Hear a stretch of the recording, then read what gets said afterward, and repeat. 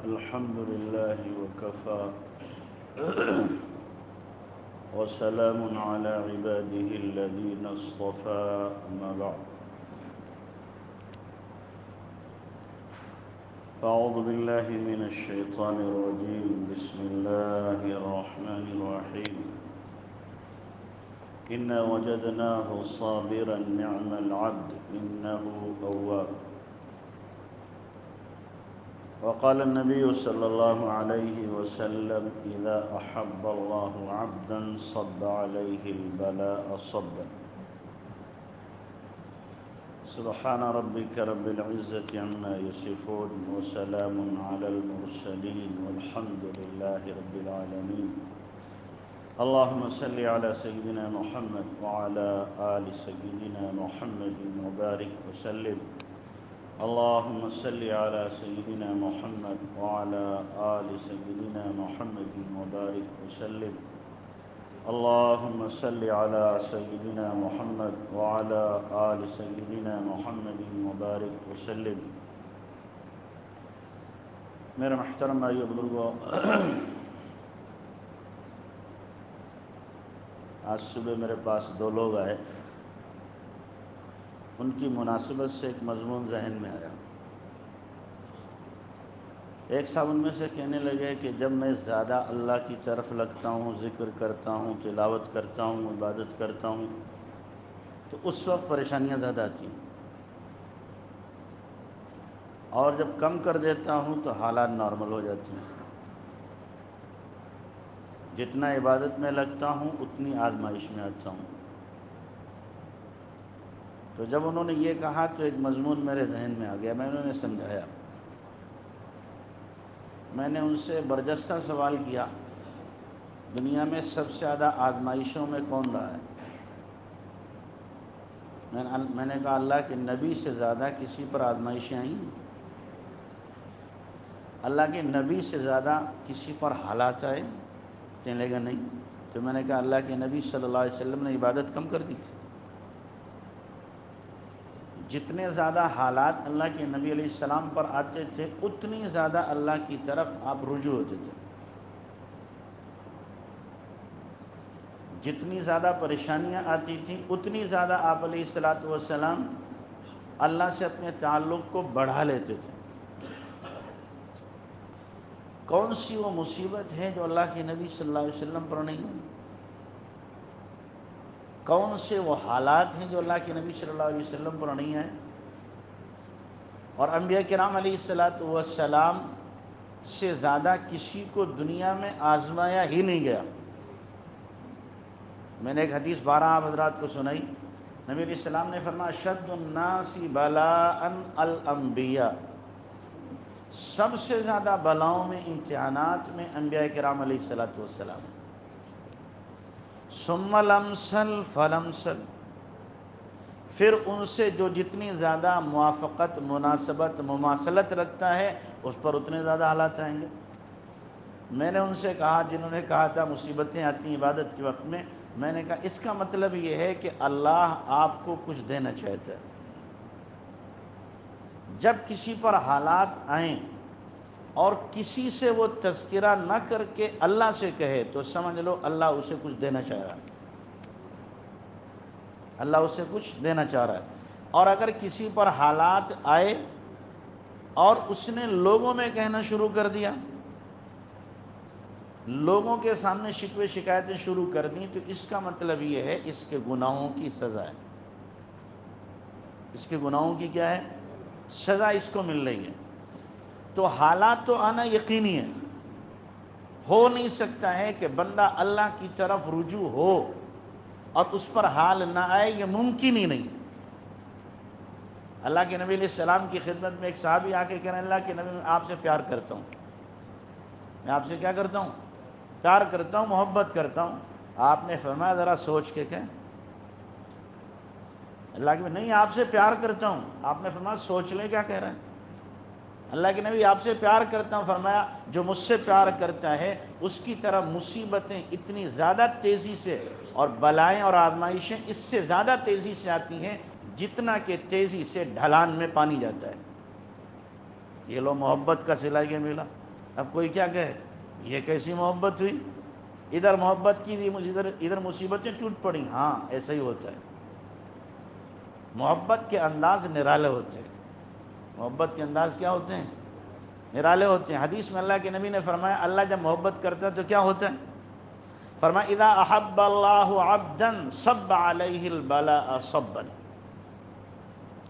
جب اللہ کسی بندے سے محبت کرتا ہے تو مصیبتوں کی اس پر بارش برساتا ہے. بلاؤں کی کیا برساتا ہے؟ بارش. آزمائشوں کی بارش اس کے اوپر ہوتی ہے. یہ ہے محبت اللہ کی. یہ اللہ کی کیا ہے؟ محبت ہے. تو اس لیے حالات کے آنے پر کبھی بھی آدمی کو کبیدہ خاطر نہیں ہونا چاہیے. کبھی بھی آدمی کو کیا ہے؟ ڈپریشن میں نہیں آنا چاہیے کہ یہ کیا ہو گیا، یہ تو ہونا ہی تھا. ہو کیا گیا ہے؟ یہ ہونا تھا، ہو کے رہے گا. ہم اگر اللہ سے تعلق رکھتے ہیں، نبی صلی اللہ علیہ وسلم سے محبت رکھتے ہیں تو یہ ہو کے رہے گا.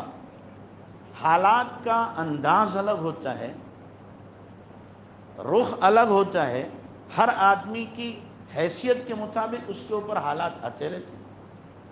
میں نے سنا تھا ایک صحابی میاں بیوی دونوں آپس میں کیا کر رہے ہیں؟ بڑی محبت، زندگی گزر رہی، 10 سال گزر گئے.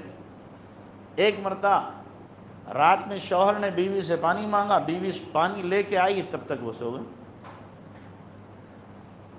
بیوی پانی لیے کھڑی رہی کہ شوہر جاگے گا تب پانی پلاؤں گی.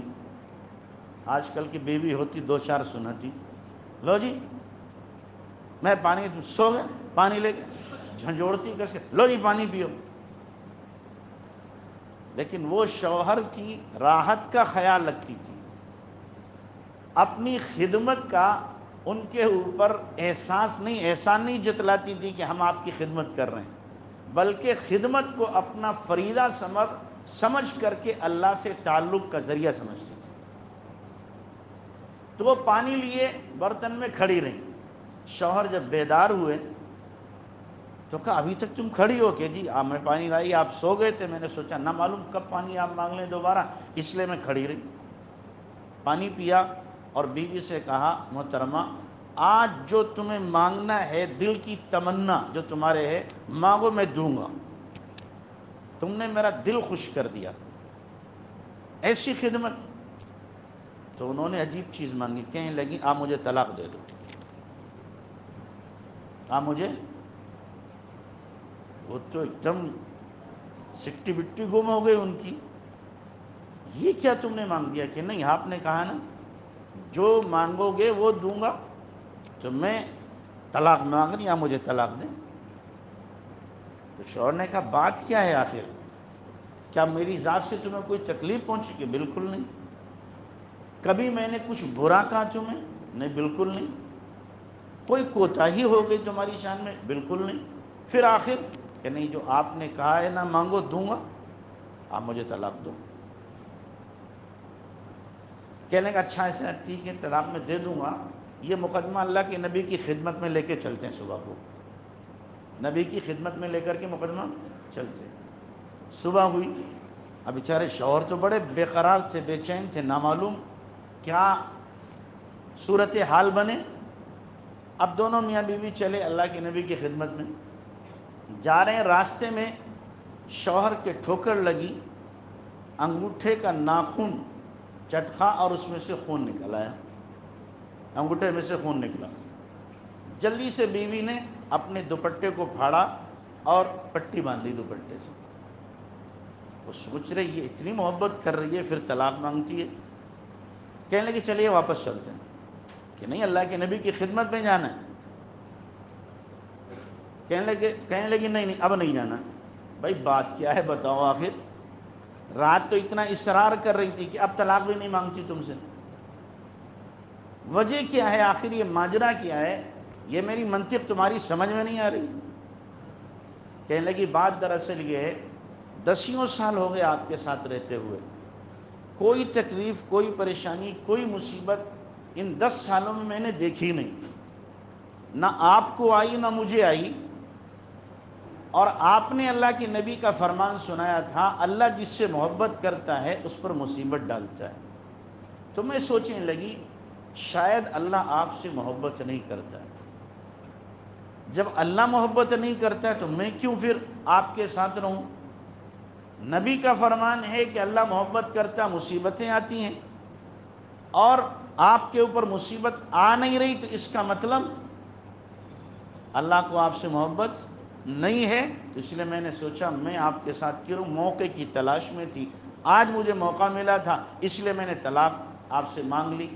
آپ جب اللہ کے نبی کی خدمت میں جا رہے تھے، آپ کے چوٹ لگی، خون نکلا، تکلیف ہوئی، تو میرے دل میں سکون ہو گیا، نہیں اللہ کو آپ سے تعلق ہے، آپ کو تکلیف پہنچی ہے، اس لیے کہ نبی نے فرمایا ہے کہ اگر کانٹا بھی ایمان والے کو چبھتا ہے تو اللہ اس پر بھی اسے صلہ دیتا ہے، اس پر بھی اس کو اجر ملتا ہے۔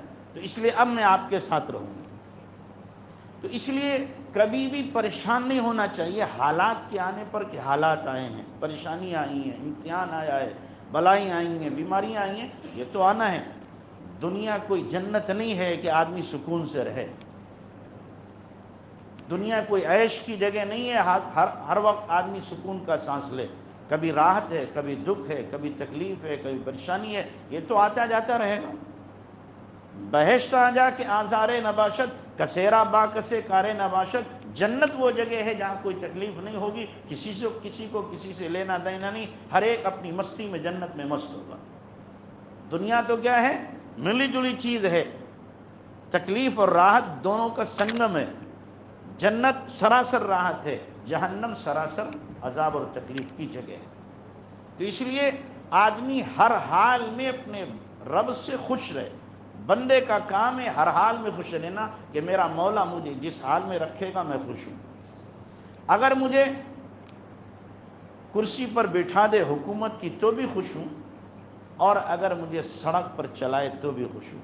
امام مالک رحمۃ اللہ علیہ کتنے بڑے انسان ہیں، چار اماموں میں سے ایک امام ہے، اور یہ وہ بندہ ہے جس نے پوری زندگی میں روزانہ اللہ کے نبی صلی اللہ علیہ وسلم کی زیارت کی ہے۔ قوم روزانہ بالغ ہونے کے بعد سے مرتے دم تک روزانہ اللہ کے نبی کی زیارت کی ہے۔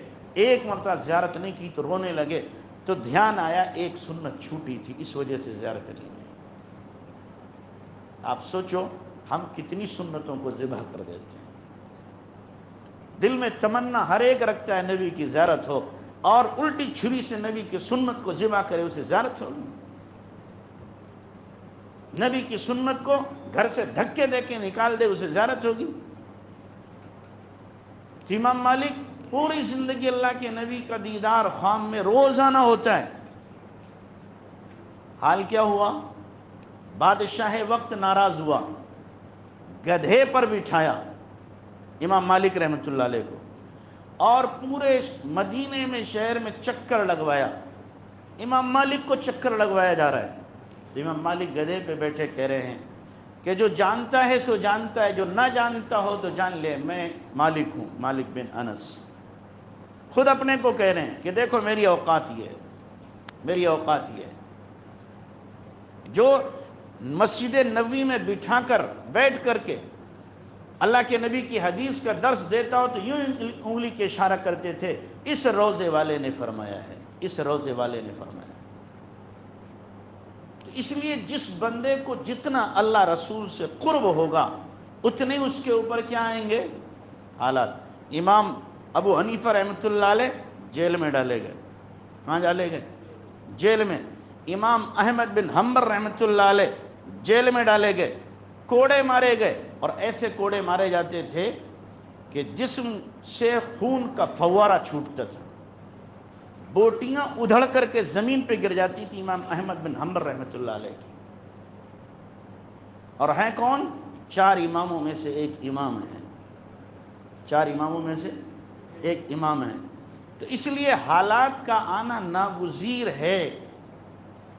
کسی پر حالات شخصی آتے ہیں، کسی پر حالات خاندانی آتے ہیں، کسی پر حالات ملکی آتے ہیں، کسی پر حالات مالی آتے ہیں، کسی پر حالات جانی آتے ہیں، ہر ایک پر آتے ہیں۔ اس لیے میں نے جو کہا تھا نا شروع میں، کہ میں نے ان کو سمجھایا کہ کہہ رہے ہیں کہ میں جب لگتا ہوں عبادت میں تو میرے اوپر مصیبتیں زیادہ آتی ہیں، چھوڑ دیتا ہوں تو کم آتی ہیں. یہ شیطان کا دھوکہ ہے. یہ شیطان کا کیا ہے؟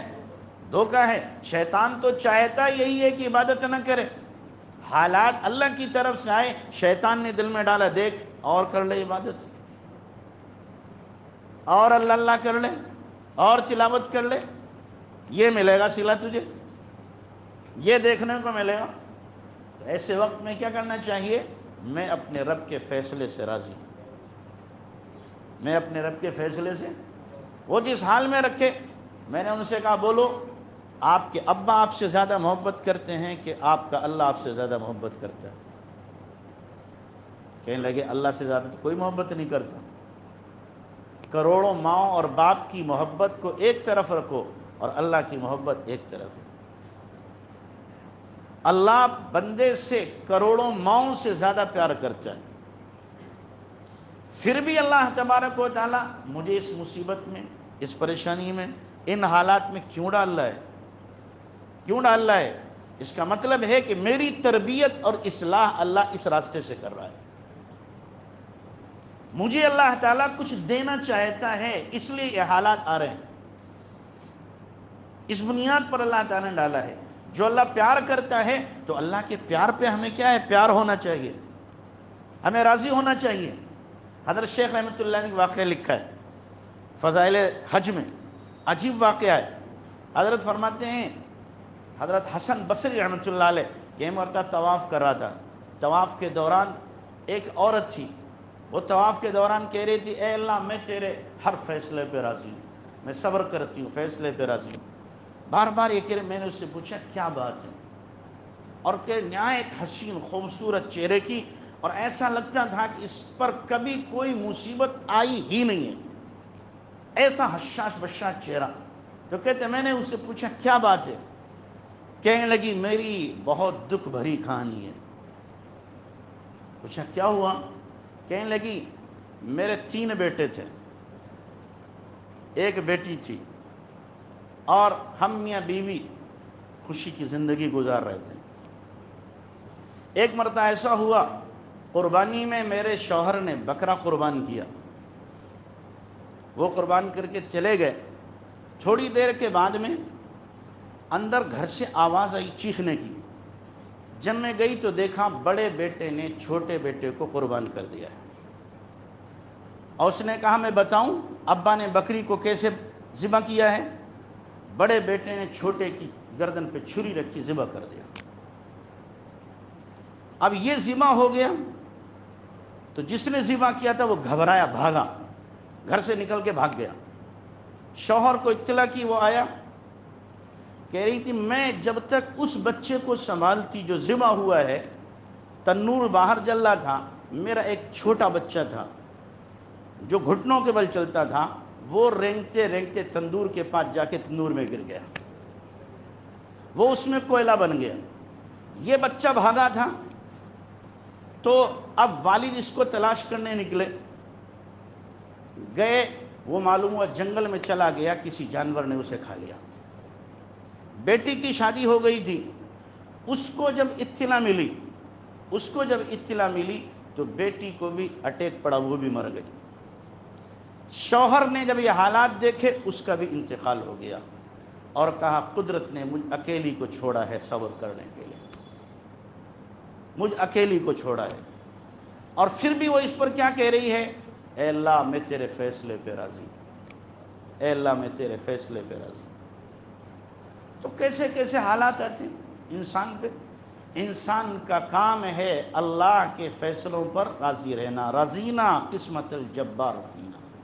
ہم اپنے رب کے فیصلے سے کیا ہیں؟ راضی ہیں. اچھا ناراض ہو کے کیا کر لیں گے؟ بولو، ناراض ہو کے کر کیا لیں گے؟ ہم اللہ کا کیا بگاڑ لیں گے؟ ہم اللہ کا کچھ بگاڑ سکتے ہیں؟ کچھ بھی نہیں کر سکتے. راضی رہیں گے تو بہت کچھ ملے گا، ناراض ہوں گے جو کچھ ہے وہ بھی چلا جائے گا. راضی رہیں گے تو صبر کرنے والوں کو اللہ تعالیٰ وہ دیتا ہے جو کسی عمل پر بھی اللہ نہیں دیتا. انما یوفی الصابرون اجرہم بغیر حساب، کہ صبر کرنے والوں کو اللہ بے حساب دیتا ہے.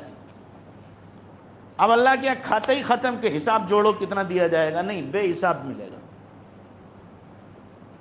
حدیث میں اللہ کے نبی صلی اللہ علیہ وسلم نے فرمایا قیامت کے دن صبر والے ہوں گے نا، تو فرمایا لا یوزع لهم دیوان ولا ینشر لهم،